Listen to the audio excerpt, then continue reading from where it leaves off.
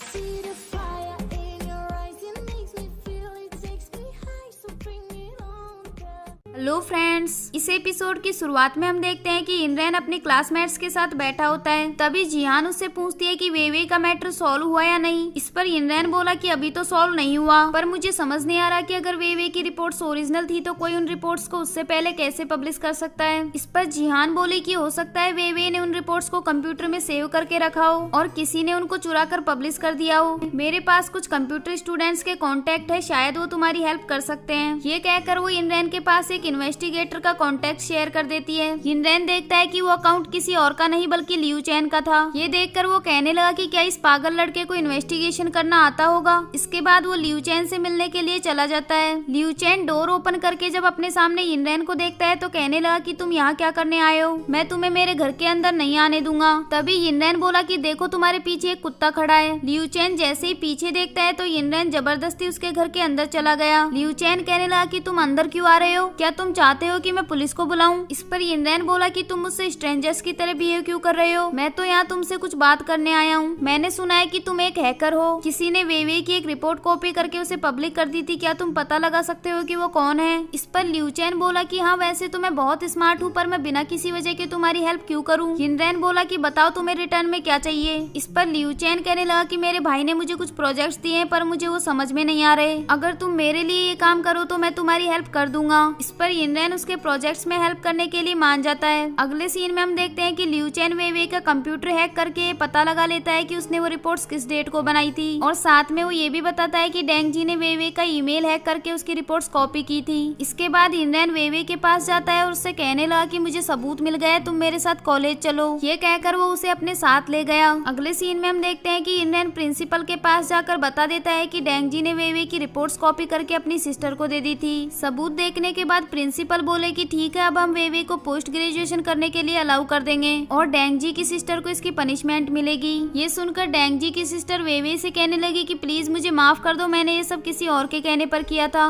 तभी वहाँ डेंग जी आ जाता है और प्रिंसिपल से कहने लगा कि मुझे इस बार इनरेन की कंप्लेन करनी है। इनरेन ने इस लड़के से मुझे फॉलो करने को कहा था, ये इससे सीक्रेटली मेरी डिटेल्स निकलवा रहा था। अब आप या तो इनरेन को पनिश कीजिए या फिर इसके पेरेंट्स को यहाँ बुलाइए। ये सुनकर एक टीचर वेवे के डैड के पास कॉल करके उन्हें कॉलेज में आने को कह देती है और ये देखकर इनरेन को काफी टेंशन हो गई थी। अगले सीन में हम देखते हैं कि इनरेन वेवे के डैड से कह रहा था कि मैंने ये सब जानबूझकर नहीं किया, डेंग जी ने वेवे को वीडियो पोस्ट करने की धमकी दी थी, बस इसीलिए मैं उसकी डिटेल्स निकलवा रहा था, पर मैं प्रॉमिस करता हूँ कि मैं दोबारा ऐसा नहीं करूंगा। तभी वेवे के डैड उसे डांटते हुए बोले कि तुम अब कॉलेज में आ गए हो फिर भी तुम्हारी कंप्लेंट्स आ रही हैं, ये मेरे लिए कितनी शर्म की बात है। तुम हर बार प्रॉमिस करते हो कि दोबारा ऐसी गलती नहीं करूंगा, लेकिन कभी भी इस प्रॉमिस को पूरा नहीं करते। खैर कोई बात नहीं, तुमने इस बार वेवे की हेल्प की है तो मैं तुम्हें माफ कर देता हूँ। अगले सीन में हम देखते हैं कि इनरेन का एक बास्केटबॉल मैच हो रहा था। उसकी क्लासमेट्स और वेवे उसका मैच देखने के लिए आई थी। मैच खत्म होने के बाद एक लड़का जिहान से बोला कि तुम ये पानी की बोतल इनरेन के लिए लाई हो ना। इस पर जिहान बोली कि नहीं, मैं तो पूरी टीम के लिए लाई हूँ। फिर वो उनको पानी की बोतल देकर वहाँ से चली गई।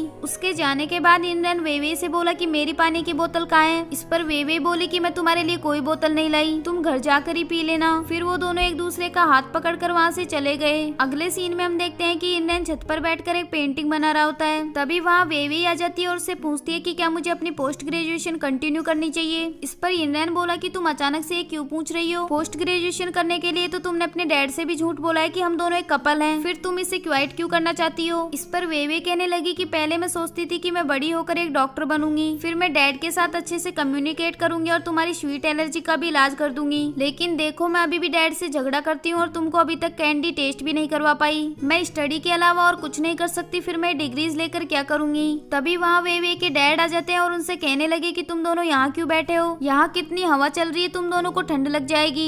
फिर वो इनरेन से बोले कि कल तुम्हारी कोई क्लास नहीं है ना, तो कल तुम मेरे साथ शॉपिंग पर चलना। ये कहकर वो वहाँ से चले गए। इसके बाद नेक्स्ट मॉर्निंग का सीन दिखाया जाता है जिसमें इनरेन वेवे के डैड के साथ शॉपिंग पर आया था। वो काफी सारी शॉपिंग कर चुका था जिसकी वजह से वेवे के डैड काफी परेशान हो गए थे। वो एक और टी शर्ट खरीद रहा था, तभी वेवे के डैड उसे रोकने के लिए बोले कि इसका कलर कितना खराब है और ये तो बहुत ओल्ड फैशन भी है। इस पर इनरैन बोला कि अंकल ये तो मैं वेवे के लिए खरीद रहा था। इस पर वेवे के डैड बोले कि उस पर तो हर कलर अच्छा लगता है, उसके पास इस कलर की कोई ड्रेस भी नहीं है तो तुम इसको खरीद सकते हो, मैं इसका बिल पे कर दूंगा। अगले सीन में हम देखते हैं कि वेवे जब घर आती है तो देखती है कि उसके डैड उसकी एक बचपन की फोटो देख रहे थे। फिर वो रोते हुए उससे कहने लगी कि तुम कब इतनी बड़ी हो गई पता ही नहीं चला, जब तुम बहुत छोटी थी तब तुम्हारी मॉम की डेथ हो गई थी, उसके बाद से मेरी बस एक ही इच्छा है कि तुम हमेशा हैप्पी रहो, अब तुम अपनी स्टडी कंप्लीट कर सकती हो, मैं तुम्हें शादी के लिए फोर्स नहीं करूंगा। इस पर वेवे बोली कि नहीं मुझे अब पोस्ट ग्रेजुएशन नहीं करनी, एक्चुअली मैंने आपसे एक झूठ बोला है। मैं और इनरैन वो आगे कुछ बता पाते उससे पहले वहाँ इनरैन आ जाता है और उनसे कहने लगा कि मैं राइस नूडल्स लेकर आया हूँ, आप दोनों के लिए आज मैं कुकिंग करूंगा। ये कहकर वो किचन में चला गया। इसके बाद वेवे के डैड भी बाहर वॉक पर चले जाते हैं। वहीं इनरैन कुकिंग कर रहा होता है तभी गलती से किचन में आग लग जाती है। वेवे वहाँ आकर आग बुझा देती है और उससे कहने लगी कि तुम यहाँ कुकिंग करने आए थे या फिर किचन जलाने, तुम्हें अपनी लाइफ की कोई फिक्र नहीं है क्या? इस पर इनरैन बोला कि डोंट वरी मैं बिल्कुल ठीक हूँ। फिर वेवे कहने लगी कि चलो अब खाना खाने के लिए बाहर चलते हैं। अगले सीन में हम देखते हैं कि वो दोनों खाना खाकर वापस आ रहे होते हैं तभी इनरैन उससे पूछने लगा कि तुम मुझसे शादी करोगी या नहीं। वेवे उसको कोई जवाब नहीं दे रही थी तभी इनरैन उसके पास जाकर कहने लगा कि तुम ब्लश कर रही हो ना। तभी वेवे गलती से उसकी चाबी पानी में गिरा देती है। फिर वो उसे निकाल कर लाने को कहती है लेकिन इनरैन बोला कि तुम उसको एक विशिंग कॉइन समझो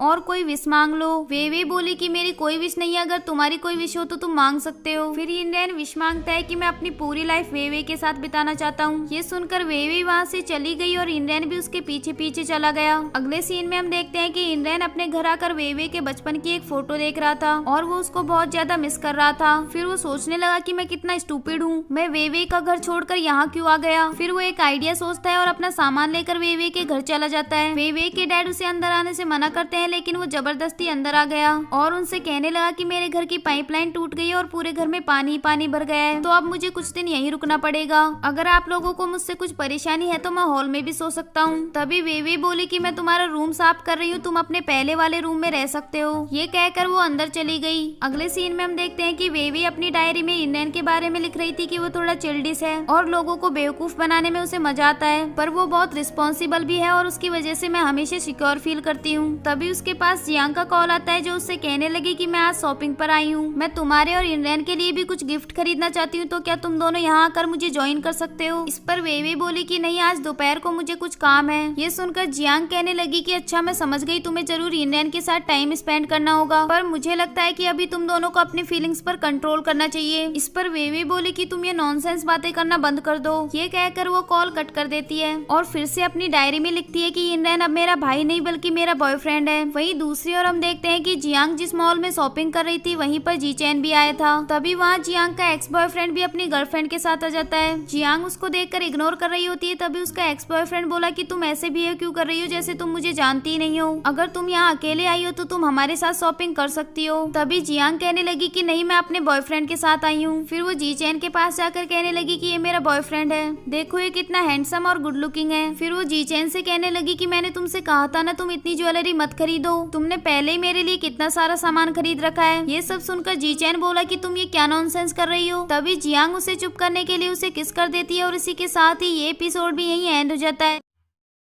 Don't forget to like, subscribe and share the videos.